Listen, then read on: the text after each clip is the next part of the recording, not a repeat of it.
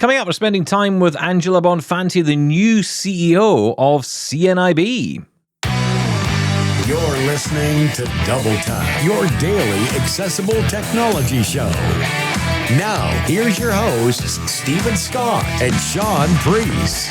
Bow bow, Shaun Priest. Bow bow indeed, Stephen Scott. Yes, the CEO of CNIB on AMI on DTTT.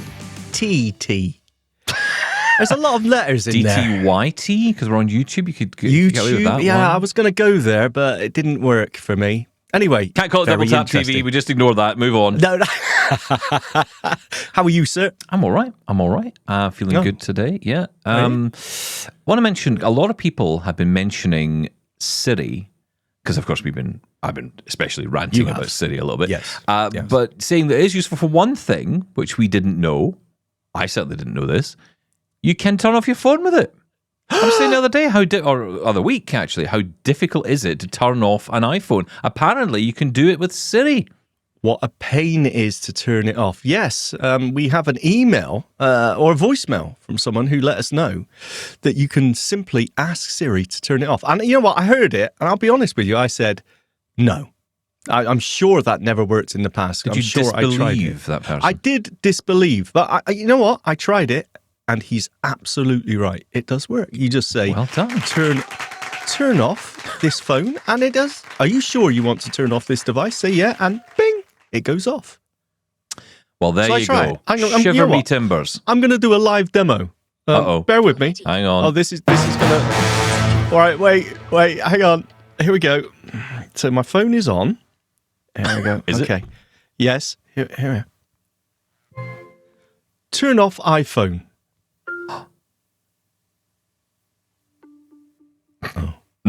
I love live demos. You'll need to unlock your iPhone. Just to confirm, you want to power off this device. Yes. Hey! Beautiful. Oh, Siri, you're back. I was sweating there for a second, but very good. That's very it. Good. Everything I said yesterday, you can take back. Siri is now wonderful again. There you go. So, thank you. I believe it was Michael who sent us that. I can't quite remember. Babcock. No, it wasn't Mickey Onions. No. It was another one. I could get another one wrong. It's in the queue somewhere. If Stephen can be bothered. I'm sure it's in there somewhere. I believe you. But whoever you were, thank you so much. You're absolutely right. We will probably get to that email about 3 weeks down the line. You know how it goes around here at Double Tap. Yes. Right, listen, I want to say hello and a special happy birthday to a member of the Double Tap family. Oh? And it is our very own Coco, the guide dog, my wife's guide dog. She was 7 years old yesterday. And here's me and my wife singing. Oh, no. We're singing to the dog. Dear Coco. Really committed there. Birthday to you. We'll turn around this way. And she had a cake. My wife made a cake. Oh, is that A nice? special doggy cake. And she starts licking the cake. She's eating the cake. She is. Am I agreeing with myself? There you go. So she's eating the cake. She's wearing her hat, her birthday hat as well, which has got the number 7 on it because she's 7 years old. And she's also got a little bandana on, which some of our friends on WhatsApp, when they were watching the videos back, could not get the name bandana. So for all of our friends who are listening, this is a bit of a personal call here. For all the friends who couldn't get the word bandana last night on the WhatsApp group, it was bandana, not napkin round the neck, okay? Bandana. Sorry, couldn't get the word. They couldn't. They kept saying bandana. They couldn't say bandana. They kept saying napkin round the neck. I'm saying it's not a napkin round the neck. It's a bandana. Yes, very good. Well done. Well, as long as that was slightly weird. As long as as long as Coco enjoyed the experience. I mean, I must say, it sounded like you two enjoyed it more than Coco did. I think she just enjoyed wanted herself. the cake. She wanted the cake. That's all. So my wife made this cake, a very special cake, which she made for dogs. So don't worry, there's nothing in this that the dog couldn't have. And all her doggy friends, she's off to doggy daycare today for a special day, and they're all going to be having cake and a doggy party. And the cake will be gone in about 3 seconds flat. I mean, I'm a dog person, but come on, that's a bit much. Sarah does exactly the same. Fletcher recently had his, he was 7 as well, I think, his birthday. And, you know, he had presents and even had an edible birthday card. And he ate everything, as he always does, tears everything up, but he didn't eat the card. He just tore it up and just left it all around the house. So for the last 3 days, I've been picking up bits of edible birthday card. I haven't eaten it because I believe it's chicken flavoured, but yeah, we spoil our dogs. We do. But I just thought it was a nice little thing to do and to share with all of you, because I know you always ask about the dogs, you always ask about Oni, and you always ask about Fletcher and what's going on. Yes. Our dogs are well. Oni was he was kept in the other room for a couple of minutes, because if that cake had been allowed to be anywhere near him, it would be gone. Yes. So we had to separate them for a little minute or two while we did the birthday celebration for Coco. But yeah, happy birthday, 7th birthday to Coco, the guide dog, serving Coco as she Bean. does. Coco Bean, as I call her. Okay. Although it's funny, right? Because she's a blonde lab, and people think because Coco, she must be a black lab, but she's not. No, Because do you know what? I was convinced she was a black lab. That's I had right. no idea. But she's black, and it's actually because it's spelled Koko.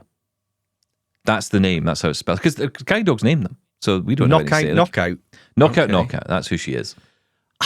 Yeah, it's so weird that, again, never trust what vision you think you have. I would have sworn you had a black lab. Okay, good to know. There you go. Listen, also, just I should say, because this is the way that blindness works.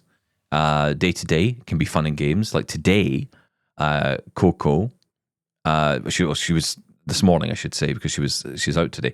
But Coco, today this morning, I was patting her in the kitchen, and then realised it was a bag for life that I was actually patting. I thought she'd wandered into the kitchen, but my wife had left a bag sitting at the doorway, and I was patting it, saying, "Oh, you're lovely, aren't you?" And I thought, this is weird. It's a strange feeling dog. Yes, didn't the feel of the Oh first yeah. I mean, touch don't get me wrong. The first tell touch, you? I was like, You okay, weren't there this for is 10 not. minutes. No. I wasn't kneeling down, wondering why she wasn't, licking my face. No, but that's the thing, right? You do that. You apologise we've to all been there. lampposts. You Yes. pat bags. I patted a jacket once, thinking it was a Own dog. it.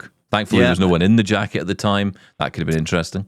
I've tried to pick up the clothes of the man stocking the table in one of the clothes shops, thinking it was just clothes on the table, and it was his shirt. I've done it all. It's Have you ever tried to take embarrass a a blind t-shirt man. off a human being that you thought was a mannequin? no, I don't usually take clothes off mannequins anyway. That's No, but I that's wanted to just feel weird I behaviour. wanted to feel the material. Right? So I went up and started feeling it, and I just heard this hello. Oh, there you go. Fun, right? A little bit of sharing there. That's it. Can I also say as well, hello and shout outs to Steve, I believe it's Baskis, who sent us a voicemail about meeting up at CSUN. He was at CSUN, Oh, yeah. sat at the bar in the Marriott, and said it would be great to meet up with us. Obviously, we didn't get that till later on. So sorry about that. We would have loved to, but thanks for the voicemail anyway. Hello, Steve. Yeah, do you know, we really need to find some kind of people detection for us blind folks, right? Some kind of emitting beep, beep, beep, beep, beep from blind people. No, wasn't there at one point this thing where you could find another person just like that? Like Find My. Does Find My do that? If you do tracking, if we, allow to share my location with you, do you get that he's 10 feet away, 15 feet, that UWB? Like finding an AirTag or something. Yeah. I believe that was a thing. I've never, ever tried it, though. Well, you needed I think both of you had to have a phone with the ultra-wideband sensor in there, right? It had to have that ability. So if you I had, would say, assume I think so. the iPhone 16e doesn't have it. So you need to have that. The SEs don't have it. No, Yeah, the SEs don't that's have right. it. So, you need to have that chip in your phone, otherwise it doesn't work. But yeah, in theory, if you've got the new phones, then you could. I mean, I just think that's that's the biggest challenge sometimes. Someone says, "Hey, let's meet." And I was standing waiting for you across from you, like for a good couple of minutes, I think, before. Oh, at the lifts. Yeah. That's right. When we realised that actually we were standing not too far away from each other. You know what we do, though, don't you? We do those audio cues, like we tap the cane maybe a couple of times. Well, see, that works. That works in a hotel when it's just you and I, that the only blind people Yes. in the room. But when Yes. there's 3,000 other people standing there with canes and dogs going by, it doesn't work. Marco Polo doesn't really work with canes. No. Anyway, interesting. Anyway, happy birthday to Coco. And if you have a dog and you want to share a picture of your guide dog or your pet dog or cat, yes, we allow all kinds around what here. are you talking about, Stephen Scott? What? Are you asking listeners to send in pictures Yes. of their pets? Yes. What have we Let's turned into? celebrate the animals around here. Or your audio recordings of your pets. That would Is be that kind of next? cool as well. Yeah. Okay, I'll get plenty of all those. right. I can add them in myself. Don't worry. We have them all here. Apparently that's happening now. Send in your pets. Yeah. Why not? Okay, you're in a strange mood today, I've got to say. I don't know what's the matter with you. Shall we introduce our guest? I think we probably should. Yes. We should bring in our guest today, who is the new CEO. I say new. She's been in the role for a little while, but new as far as we're concerned. Angela Bonfanti took over the role of CEO for CNIB, and she's here to talk with us all about employment and technology and lots of cool stuff that's going on at the organisation. Angela, welcome to Double Tap. Thanks for having me. It's great to be here. And, you know, in your new role as well, tell us about the new role at CNIB. You're the top cheese, the main person in charge, or CEO, I think is the official title. Other things, yeah. Other things. President and CEO for 7 months now. So, Wow. you know, I know everything there is to know of a sufficient amount of time. I'm just kidding. I was with the organization for about 13 years before I became CEO. My previous capacity with the company was as Chief Operating Officer. And then prior to that, I served, about 10 other roles, from starting in philanthropy, moving into government relations and advocacy, then becoming an executive director, running the operations on the ground for the Greater Toronto Area, moving into all of Ontario, and then essentially nationally. So I've been working my way through CNIB all these years, but probably most importantly, my journey with CNIB started when I was about 5, when my father lost most of what vision he had left from retinitis pigmentosa, and really set him on a loop, trying to figure out life as a new immigrant to Canada, or newish. You know, he was only in for about 10 years before I was born, and trying to figure out how to live life without being able to see things on his big CCTV, and having to learn Braille and learning to use his cane and continue to provide for his family. So I've been part of the CNIB family, the extended family, pretty much my whole life. And so it's an absolute honor and a pleasure to be able to serve as president and chief exec today. Yeah, I mean, that's quite a special moment, I guess, for you to think about essentially the support that the organization has given you over the years and your family over the years. But, you know, essentially you're now in a position to offer that support back. It's things have really come full circle. Yeah. And, you know, lots has changed since Dad needed services. And we'll talk a little bit about technology today, which is the top thing that I think has changed. But lots hasn't changed. And so what I take in this role is that we still have a massive employment problem. We still have a massive transportation and transit problem. All of these obstacles that my father dealt with, 40 years ago, they still exist today. And, that I take that very seriously. And my time here as president and chief exec needs to move the needle on these things. That's quite a target to aim for. I mean, as you mentioned, some of these problems are so almost historic, right? It's almost like, are we ever going to change these? Employment is a prime one of those, of course, but there are many more. So, I mean, where do you even start with something like that? What's your roadmap here? You start with the community. Community comes first, always. And I shouldn't be so daunting. We have seen movement, but it's just not fast enough. I see. So about 7 or 8 years ago, I was the executive director of the Greater Toronto Area. I went out to the community and I asked, what is it that CNIB can do today to make a real difference in your life? And 9 times out of 10 was employment. You got to do more in the employment space. We have these boot camps and resume writing opportunities, but without a job to use those skills and apply what you've learned to, it means nothing. You're wasting our time. People were very frank with me, and I appreciate that frankness. That is exactly what I needed in the role at the time, and frankly, it's what I need today. And so I had a volunteer reach out to me who was a client at the time and said, look, let's talk. I have an idea. And he shared with me that he worked at IBM at the time. And this was the first job where he felt like he was really valued because of his vision loss. He was able to see things from an innovation standpoint that others couldn't. And he said, look, CNIB's got this great brand. Why don't we make better partnerships with corporate Canada and have them open up opportunities, for employment, leveraging CNIB's historical brand.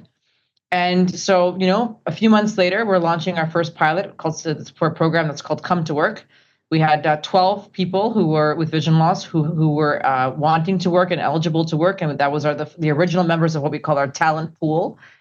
We had one partner employer who was Deloitte Canada, who was looking for someone in their legal and talent acquisition department. And the program goes as such. We steward the pool of talent to make sure that they get to the various stages of employment readiness. We then partner with corporate Canada, and when there are interview opportunities that match the skill set of those in our talent pool, the corporate partner guarantees an interview, not the job.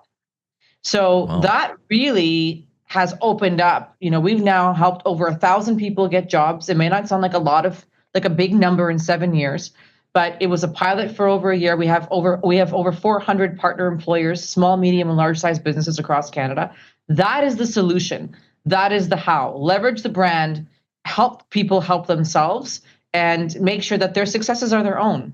Having a charitable handout from employers is never handy. It doesn't do anything, not for the client and not for the employer. And we've seen such value from this. So to your question, where do you start? You start with the community, and you start with what makes sense, and then you just try your best.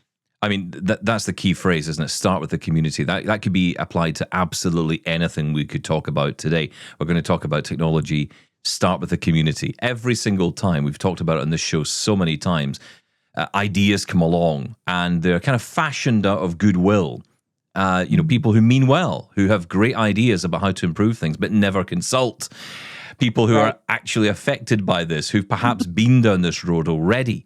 But the key thing is you've got to do something, haven't you? Because those numbers, I would appear anyway, those numbers of unemployed blind people have remained stagnant for so long, far too long. Yeah, very daunting. We're still sitting at about 29% of Canada's population of people with vision loss having any sort of gainful employment. That's a big number. That's just not acceptable. It's great to hear you're doing so good on this, because I think we need to find something to break through. And I think there's another side to this, which is something I talk about a lot, which is once blind people are actually in the workplace, they actually do the best advocacy ever, right? Because oh my gosh, then people can see what we can do, right? It becomes less about the blindness and about even the individual. It's about the capability then. This blind guy, he's able to do this and he's able to do that. And, it's like suddenly there's a conversation starting among people saying, I'm kind of challenging my own views here. And that just spreads through the organization and kind of have a profound cultural impact and a social impact. You couldn't have said it better. I think that is the most the research shows that those that have the best attitudes around the capabilities of those with vision loss are those who work with individuals that have vision loss or blindness. And so, and it's not just that. What we hear from employers is that a lot of the barriers that our community face when they start a job and they're in a new building, there's an accommodation there. But what we find out later is that it actually helps so many more people navigate the space more easily. And so this thing that was a niche accommodation for somebody with vision loss, for example, wonderful glass offices with no indicators on them. We find out later, once the markers are put in, that everybody spent a lot of time smacking their noses up the glass because they couldn't see it. So true. Audible prompts in elevators. You have these fancy elevators where you got to be able to see to know what floors they're going to, because you actually don't have a say in where the elevator's stopping. The elevator will tell you when it's your turn to get on one that's going to stop at your floor. And you put an Audible, elevators functions in, and now everybody's getting to work on time. So, it's more than the social piece. It's breaking down stigmas of just how, what a barrier it is to employ somebody with a visual disability. And I know that my dad, who has 6 post-secondary degrees, he's never had a full-time job. Wow. Never had a full-time job, lots of precarious work. And despite that, done very well for his family, worked like a dog all of his years. That shouldn't be the case. And he went to interview after interview, and it was one thing after the other. Every once in a while, they'll tell him the truth. You're just your walking price tag. Sorry, we can't take the risk. Most other times it was, a bunch of baloney that he wasn't buying. So that's how we dispel it. You're absolutely right. We've just got to get more people in the workforce.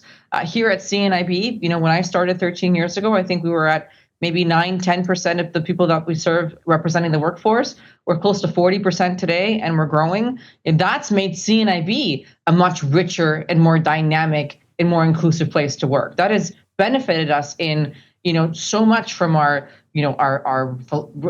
community strategies, our revenue strategies, our advocacy strategies, and so you have this balance of allies and people with the lived experience, cohabitating, in offices, virtually, on campaigns.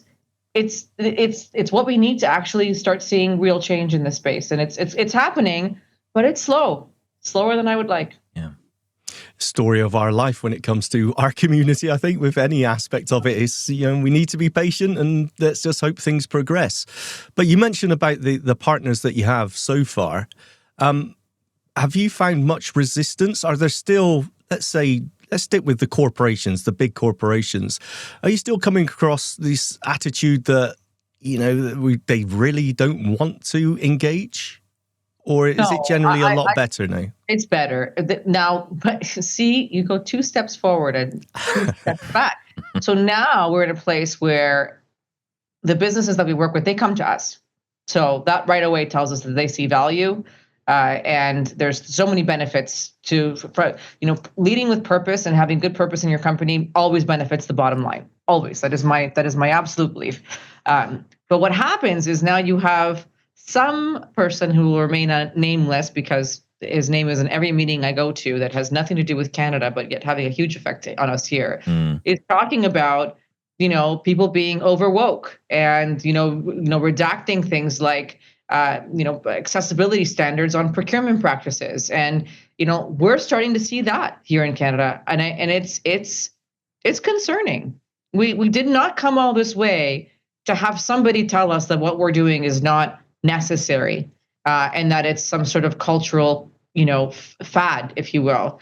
So we've got to double down now and partner with as many like-minded organizations and corporates that we work with to ensure that nothing changes in Canada, that if anything, we continue on this great trajectory of removing physical and invisible barriers to people with disabilities from getting work and from being included in society in general. Yeah, I think a lot of companies that did work with DEI and put a lot of policies in, those who have started to fall away from it, you get the sense they were never really behind it in the first place. I mean, already in the UK, we have disability confident employers, and a huge number of those labeled as disability confident employers do not employ that many blind people, if at all, or even disabled people, if at all.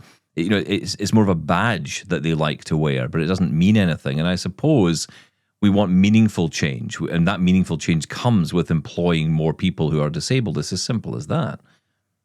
Yeah, I couldn't agree more. Listen, let's talk about tech because, All right. this is a huge aspect of it, right? I mean, employment and tech, they go together massively.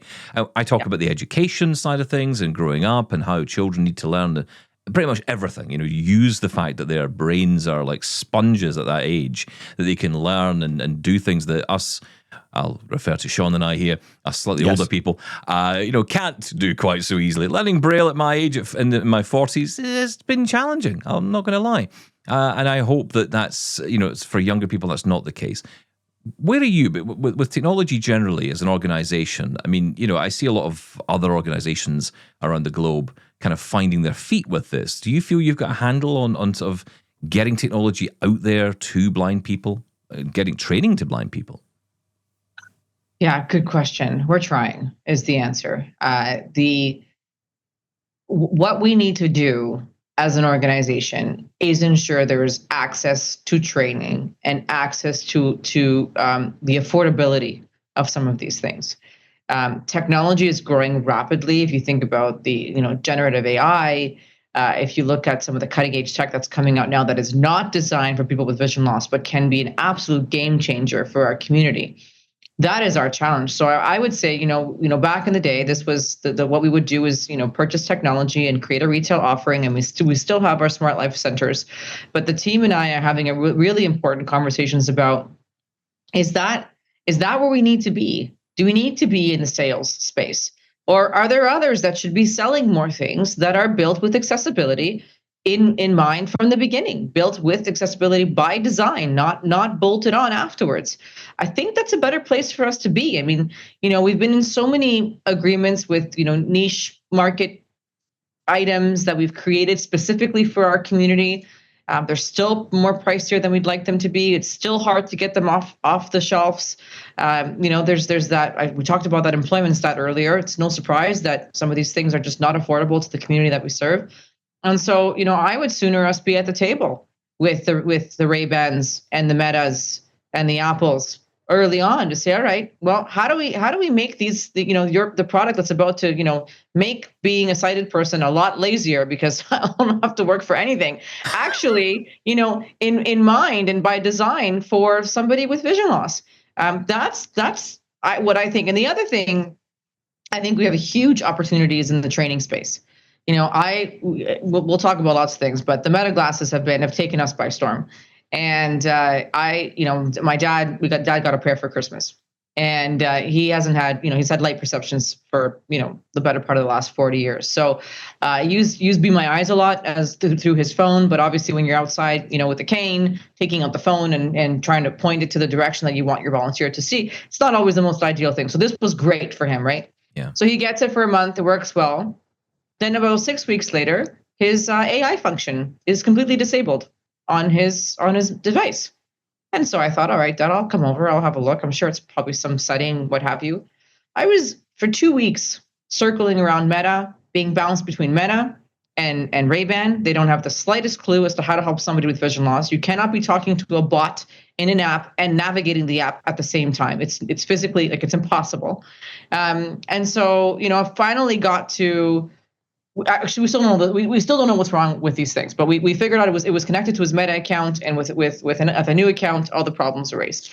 And I just thought, well, this is not acceptable. We can't create game-changing technology like this and promote it, because we didn't create it actually. We can't promote it without knowing that there's properly trained people out there that are going to help with training, that are going to help make sure that you can use your device. Because I know that it wasn't around for a long time, but I can tell you my father was devastated when the function stopped working. He just got this sliver of new independence, new things that he could get in real time, that made him feel great. And to have it ripped away from him with no warning, no answers, is just not acceptable. So I think we need to focus on working with developers. Those Meta developers should be talking to organizations like CNIB. We need to troubleshoot together, and we need to make sure that if we're promoting something, you're going to know that we have your back as well when things go wrong. So has the CNIB themselves approached Meta? I mean, you mentioned, trying to fix it for your dad there. And I think a lot of us have been in that situation, especially over in the UK, where Look and Tell was there for a second and then disappeared. And well, now to be fair, though, not Shaun, available at all. This can also be in an accessible app that one day Amazon is accessible, the next day it's not. Or perhaps it's an app that someone else uses. Yeah. This is an ongoing issue, right? I mean, it can be a feature turned off or a feature being made inaccessible. Yeah, no, absolutely. And we always talk about the dangers of, the fear of hitting that update button for an app and suddenly finding you can't use it anymore. Yeah. But the point I want to make is, was there the difficulty I find in approaching a company and saying, okay, this accessibility feature or this particular feature isn't working, and the problems that you highlighted there, the customer service, actually no idea what I'm talking about. But if you approach as an organization, do you find a different, attitude to that? We do, and we do have an agreement with Be My Eyes and others working on that. What the next iteration is going to look like of the glasses. I do find that we're 107 years old. When we're going to Canadian companies, you definitely get a return. They understand that you're a charity. They understand that you're one of the longest standing charities. You get a response. It's when you're going to these global groups where they don't know or care really who you are. And so you're spending a lot more time just trying to get through the door to say, hey, there are about 2 million people in Canada who could use your product tomorrow, and we can help you find them. But here's what we need in return. And so that, to me, is the more difficult discussion is these global conglomerates. I mean, if you look at Uber, and there's Uber Canada, but Uber Canada is part of this massive conglomerate where they're one of the smallest drops in the Uber bucket. And so, and despite that, we're currently under a pilot with a self-identification program in mind. We're making strides. We're making policy changes after years of advocacy with Uber Canada, where Uber US and Uber Europe are asking questions around how we did that for the blindness community. So advocacy is a long-term game. You got to knock on the door hundreds and hundreds of times before somebody even thinks of getting up off the couch to open the door for you. But once they do, we get that foot in the door. There's no turning back. That's what keeps me going every day. Is this was a tough day. We got a bunch of no's, but when they say yes, they'll be our friends forever, and that's the most important thing. Yeah, it's interesting. We've just come back from the CSUN Assistive Technology Conference, and it was a really interesting time for us because there was a lot of themes came out of it. One that has come out time and time again, and I'm starting to feel it's the theme of 2025, is collaboration, working together. Now, it's interesting. You talked about the SmartLife Centre, and I want to pick you up on that a little bit because the SmartLife Centre, I just love the idea. I just love it because I love the idea of being able to go to a place and get the specific thing I need, perhaps under that specialist umbrella, especially when you're talking about tech. And I know it's not just technology that's in the SmartLife Centre, but, that's a big part of it. But, sometimes it could be like I tried one at CSUN, which is like a glove you can wear so you don't cut your hand when you're trying to, cut a piece of vegetable. I don't know anything about vegetables, Angela. I hear them. I believe they exist. Cake, it works just as well. Cake, it's the same. Yes, absolutely. Those particularly hard cakes that I want to cut. But, this is the thing, right? That we do kind of need a place for that, right? There needs to be a place for that because that's still a challenge. But you're right when it comes to the bigger technologies. Like, I can't imagine SmartLife Centre selling iPhones or Android phones. That just doesn't feel right unless it comes with an additional offer of some kind of next level support. But what you're saying, I guess, is that's what the companies need to deliver. That's right. That's we've tried this every which way you can imagine. We are not going to help the magnitude of people that need help if we hoard the sale of everything that could possibly be helpful for somebody who is blind, deafblind, or has low vision.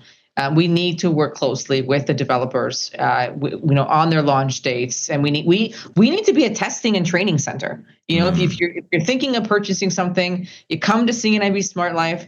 This is the future. Hopefully, you get to take something home, noodle with it, decide whether it's the right fit for you. If you can't afford it, there should be a subsidy program that we can help for a period of time, whether it's through provincial funding or through private dollars.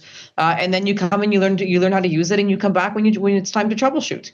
That is the model for us. I think, and that's by default what we've become. Look, over the years, and I've been here a long time, the amount of things on the shelves in our stores, has decreased because more and more items are being made available on the Amazons of the world. And sometimes, shipping and handling and such, Canada's a big country, it's cheaper. And so why would we force our community to go to our store to buy from us? It doesn't make sense. You come to our centers to learn, to test, to give us feedback. We have an early adopter program so that when we have new technology, we have a group of people across the country that sign up to be our testing folks, and things like smart canes and what have you. I was at CSUN last year, and I'm happy to hear you say collaboration is what you felt, because I felt that last year it was a lot of competition, a lot of overlap, a lot of similar things across the 400 booths or whatever they were. And it still is. There still is. And people weren't talking to each other. This is the best Braille display because it's like, can we land on one?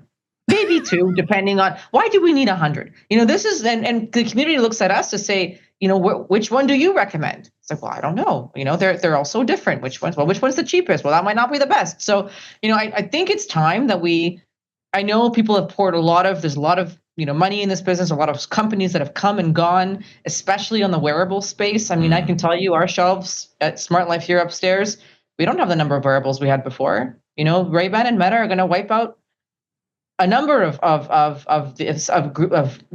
products, devices that did the same thing. Not all. There are still some that are highly specialized, especially for low vision and magnification. Yes. But it's happening. So my advice to those in the tech space is to partner up. You're not going to have as big of a piece of a pie. I get it. But we need simpler solutions. And frankly, I don't think we need hundreds of them. I believe in people having options, but I also worry that there's so much noise right now in the space from an accessible tech standpoint that it's not really helpful. Yeah, I mean, look, I recently had hands-on, and we haven't talked about it in the show yet, but I had hands-on with the Apple Vision Pro, and I was kind of blown away with the capability of it. And there are issues at the moment there with getting the development onto that device. But I must admit, when it first was launched, I thought to myself, this is going to wipe out every single low-vision device that's out there selling for magnification, selling for watching TV more easily, because this thing can do it all. And, what these companies need to do, in my view, is start developing apps, start building for these platforms. Stop building proprietary hardware that costs a huge amount of money. Make an app that then one person can buy one device and then they can have anything they want. The device is the one cost. That's your capital spend. And then after that, you might spend on an app, or you may spend on, I didn't like that app, I'll try the other app. And eSight didn't work for me, I'll try Orcam, or whatever it is. And that gives you the option, at least. And I think there's a great opportunity here for these companies to develop in this space. However, one thing I talk about a lot on the show, and I'm so glad you're here. This is the joy of doing whatever the hell it is this thing is, because I get to talk to smart people like you and amazing people like you, and people in your position as well, to ask the question that I've been talking about on the show, which is, I feel there's a need for, I don't know if it comes from organizations. I think it needs to start from organizations like CNIB and others around the world, to almost develop a place of excellence, if you like, a blind training center of some kind, where people can go to learn about this kind of technology. I got a Braille display, and Angela, trying to get information about how to use this thing was just so difficult, because it felt like I joined some secret society. How do I connect this thing to my computer? What happens when I do connect it to my computer? What are these weird symbols? And now I need to learn a whole new set of grade 3 Braille. What the hell is grade 3 Braille? And so suddenly I had a whole thing to figure out. And there was no one really around to help. It was all grabbing people online, hoping I could get people. And I just thought, I need to go to a single place. Now, we've had a lot of feedback on this, and people say, yes, we agree to an extent, and yes, there are options out there, but there also needs to be local options. And Canada's a prime example of this. You couldn't just have one centre in Toronto, because what about people in Vancouver? What about people in St. John's, right? How do you cover the country? One country. Yeah, it's huge. So, is that even possible? Is it possible to have those bricks and mortar places or locations people can go and learn? Absolutely. So one of the things that we're huge geography, and we have just about as many people as live in London. So the geography is huge, 6 time zones. So we have bricks and mortars, yes, but we also have invested in mobile hubs. So now we have wheels on the roads in northern communities, in our indigenous communities, and in places that are ultimately hard to reach, that they're not all in city centers, downtown Toronto, for example, or downtown Calgary. We'll have those too. But the mobile strategy here is key. So what we're doing is we're going to local community centers, libraries, and it's almost like, following the circus coming to town. When they're coming to a local neighborhood near you, you can ask somebody to actually come into your home and help you with a piece of technology. That's the future, is leveling up the agility of services and programs so that you have a center to go to, because guess what? There are others, and you could learn in a peer environment and maybe, make a new friend or get to know somebody in your neighborhood. And then you can also have that in-home support. So that's our trajectory. And I have shared that with our sister organizations, if you will, across the globe. It was across the pond not too long ago, and we're all in our own journeys, but we've got to get this right. It shouldn't matter, to us, depending on which postal code you live in Canada, will determine what kind of support you get if you're blind or low vision or deafblind. And, we're trying to battle that. Wouldn't it be great if it wouldn't matter where in the world you lived, you had the same amount of support. Yeah. Regardless. So, and I will say, you have to talk about a Braille display. I'm also the president and CEO of CNIB's Deafblind Community Services Organization. And I was with a client, RP Ushers, lost his, is also now deaf and blind, trying to learn to use his Braille display. Let me tell you what a trip that was. It was really hard to watch. And we had a volunteer in the room, and we had an intervener, and then there was myself as the observer. And I felt I left feeling the same way. We need to give more help. We need more hours. That was 1 hour of basic going through your menu display connected to your iPhone. And now the person has to wait a few weeks before another volunteer is available to get into their home. It's not enough. So we have to do better. Yeah. And of course, you're trying to meet all these needs with a finite amount of resources, right? It's Tell me about it. it must be so difficult. Another thing that's constantly brought up, actually, when we talk to companies, is the difficulty in making people aware of, that these technologies are out there. Even that you can still use a TV. There's accessible features in there, or, screen readers on a computer, whatever it may be. Just how do you reach people, at that moment where maybe they get they go to the hospital, they get that visit where they say, that's it, your vision is what it is, we can't do any more for you, off you go back home. And a lot of people are stuck there for a long time. What's your plan on reaching people and letting them know that, it's not the end of the line, there are things out there that can help? I think that's where our partnership with an organization called Vision Loss Rehabilitation Canada comes in really, really handy. We were all, at one point in our lives, CNIB was all things to all people with blindness, from a rehab standpoint to a fundraising standpoint to a community gathering standpoint. And so several years ago, we decided to remove what we consider the allied health part of the work that we do, so that this group of people, these trained orientation and mobility specialists, our low vision folks, our independent living specialists, they're actually in the healthcare space, working with eye doctors and the medical profession in general to make sure that there is a timely referral that happens. Because the sooner the sooner we know, the better. And so what happens is Vision Loss Rehab will work with the client and help them adjust to vision loss, their new life, whether it was by accident, eye condition, what have you.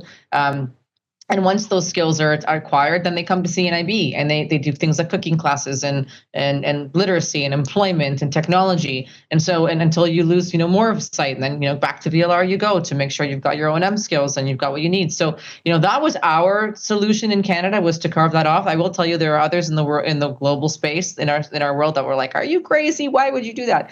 And for us, we couldn't continue to operate as a charitable model for this really important work in healthcare, not in this country, not with healthcare being universal. And so that was a really important step for us. Things aren't perfect. We're constantly working to improve ourselves. But in the medical space, when a diagnosis is made, far more ophthalmologists and medical practitioners are referring to post-vision loss rehabilitation services. I've seen that growth. It's gradual, but it's definitely going in the right direction. Yeah. Then you have the general public. We have 40 million Canadians that have, a bit of an attitude problem for the most part. If you haven't worked with somebody or lived with somebody or known somebody with vision loss, they create very physical barriers. So, our it's two-tone. It's getting to, I guess it's multifaceted. It's getting to the client as soon as possible. It's getting to the medical community before that, to let them know that a diagnosis of blindness is not the end of the world, and you must stop the madness. You must stop telling people to expect a limited life, especially when there are children involved. Yes. We got to go to the education space and remind teachers that they are not to treat these children like they're, that they should be treated as isolated instances, and that, integration is really important with the right tools. And we've got to talk to every other Canadian and say, hey, you could be part of the problem. Do you have any, preconceived notions around the capabilities of those with vision loss? And if you do, here are a few stories that are going to change your mind. And you need to know that you're part of the problem and we need you to be part of the solution.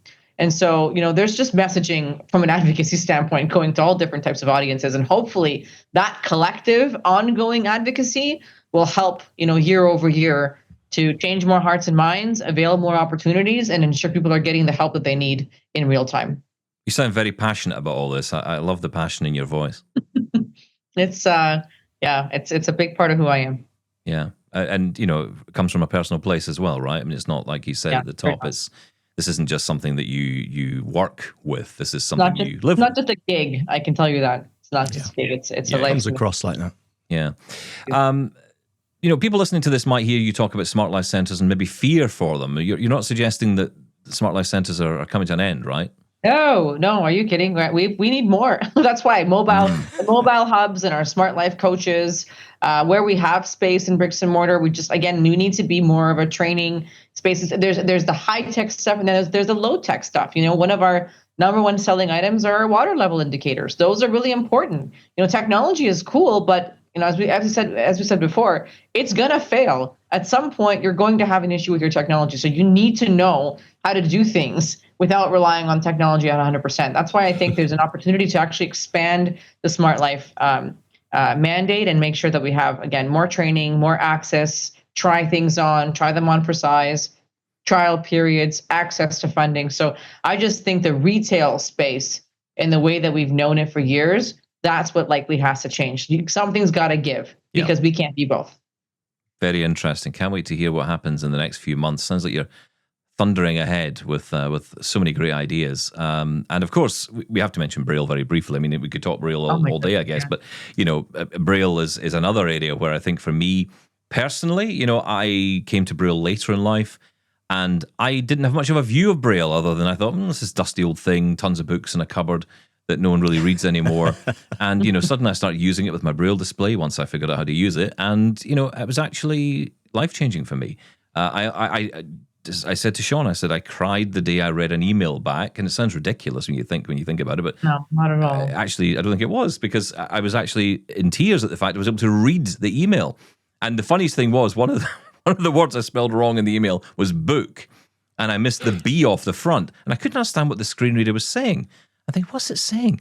And then I realized it was saying ook, because okay, right? And which is the Scottish for book, right? Exactly, ook, exactly.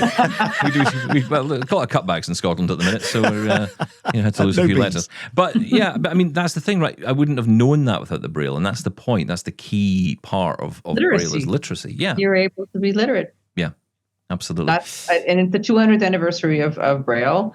I know it's, some of that is contested depending on where you are in the world. It was either last year or this year. We're going with this year. We need to focus on other things, people. And I think what we want to do, and we've made some recent really important decisions here at CNIB about bolstering the Braille content. We have far too many young people that have vision loss diagnoses where you're more likely to lose more sight than gain it back. You got to introduce Braille early on, because it is a link to independence, not having to have everything read to you, having full control of what. I'm applauding you. I've been saying this for years. Listen, I'm following your lead. I'm glad you're saying it. I saw that with my father was a musician, so without being able to see the music notes, so he had to learn how to read Braille, and he had to learn music Braille. And nobody ever talked to him about Braille when he was, 7, 8, 9 years old, getting countless surgeries on his eyes. People knew he was going to go blind. And so he learned it. And like you, he had a hard time and mastered it eventually. And now there's Braille all over my parents' home. And I grew up with stacks and stacks of Braille as coffee tables and, what have you. But I think that is such a key. So we're going to really focus on more Braille content, more original content with our authors who are blind, producing Braille. I would love every school in Canada, every grade 1 class to talk about blindness and have a print Braille book or 2 or 10 in there, regardless of whether they have a child with vision loss in their class or not. So in Canada, in grade 5, there's a curriculum is about teaching social civil liberties or civil studies and the political space, knowing about your government makeup. And so I think I would love for us to push to have something equal when it comes to disabilities. And there's a certain grade where you have a certain toolbox and a curriculum that's set where every child is learning about the capabilities of people with blindness and deafblindness. And that, I think, will help to bolster not only access to Braille for the kids who need it, but understanding of Braille for everyone else. Because that's a real problem. If you don't know what Braille is, and you're in a workplace or in a school, you don't know to offer it. So It's a big task at hand, but it's something I'm absolutely charged for. I remember our listener, Christy, in Kamloops, had said this. She said, why can't they teach sighted kids about Braille? They teach a lot of sighted kids about ASL, don't they? That happens from time to time. You have even so a single class every so often, just to let people know how deaf people, blind people communicate. Just spend a day on it. Yeah. And for us, it's a resource thing. So we've had to make some tough decisions to make sure we have the resources we need to get to every school across Canada. And so that's been our focus the last couple of months. This is very recent for us, so we're still mapping out the journey ahead, or the roadmap of how we get more Braille in kids' hands, how we get more Braille in every school. But we can't lose this. I think the beauty of technology is that it's smashed through so many barriers that were once, perpetual almost in nature. But one of the unintended consequences is this, removal of the importance of Braille. I was sitting with a Braille volunteer that's been with us for 40 years. And, she's like, look, why aren't there more people coming through our doors? So that's a problem. And we have to make some sacrifices to make sure that we've got the time and the resources to address it head on. Mm-hmm. And also you have this technology such as HumanWare and APH coming up with the Monarch tactile Braille display. That again is opening up opportunities for children to learn and, learn in many different ways and potentially educate themselves into new fields in the STEM fields, for example. And that's really vital. It's not just about giving a child an education, it's giving them a steer towards a career. I couldn't agree more. Angela, it's been wonderful talking to you. Come and hang out with us more, because this has been fun. I'll give you updates. Hey, I talk a big game. Let's see if I can. Yeah, I'll tell you what. Let's pencil in a chat in a year, and let's see how you're getting on. All right, we'll do my year in review here, you guys. we'll have my bosses tune in and make it part of my evaluation. Okay? As long as we're still here. Oh, that's another story. Yeah. We're under review as well. Always. It's because of him. It's because of him always. Listen, I had a look at your followers. You guys are doing pretty well. So keep doing what you're doing. Yeah. Awesome. Thank you so much for your time, Angela. Really appreciate it. And my good luck with everything at CNIB. Okay. Thanks, guys. Bye-bye. Thanks. Oh, that was a lot of fun, wasn't it? It was. Wasn't she great? That's a real great conversation there, and I hit on a lot of topics. Yeah, and look, I'll be honest, whenever someone comes along and says, hey, our CEO would love to talk to you, I often think, here we go, trotting out the company line, all that stuff. And actually, I felt we got a real sense of who Angela is. And, it kind of goes back to this thing I've said for a long time. Of course, we want to see more blind people in charge in organizations. But, it sounds like CNIB are doing a good job in getting that number up of people who are employed in there, because look, that is how you end up with the blind CEO, right? That's how it works. I was quite surprised when she mentioned the numbers there. Yeah, 40%. 40% is actually going in the right direction, yeah. Yeah, absolutely. Look, if an organization for blind people can't employ blind people, how on earth do you turn around to the mainstream and say, employ blind people? Doesn't make sense to me. Exactly. But equally, I think you do need a balance. You do need a balance. And I say this a lot. I look at, and I've mentioned Mike Buckley before from Be My Eyes. And, he's a great example of someone. And I think of friends of mine in the past who I know who are sighted people who are absolutely passionate about what they do in this field. You don't have to be blind to join the club. I know there's a lot of people who say absolutely the organization should be run by.